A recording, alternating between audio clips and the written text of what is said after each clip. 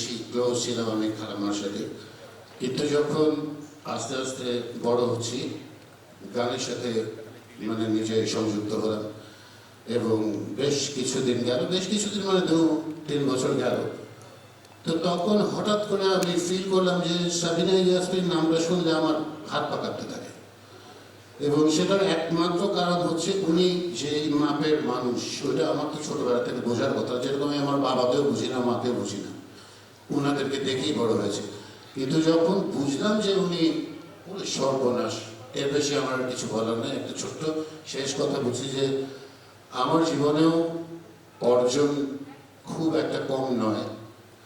খালাম্মা এর সাথে এমনভাবে যুক্ত যে আমার একটা গান আছে যেগুলোকে বলা হয় কালজয়ী গান। পৃথিবীতে সুখ করে যদি কিছু থেকে থাকে, তার নাম ভালোবাসা, তার নাম প্রেম।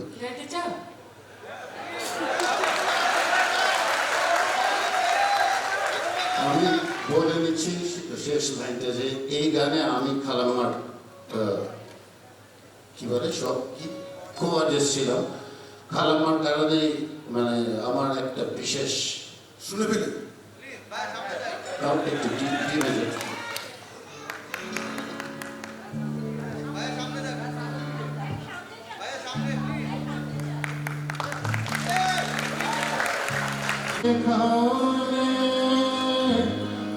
ভালোবাসার পৃথিবীতে সুখ করে যদি কিছু থেকে থাকে, তার নাম ভালোবাসা, তার নাম প্রেম।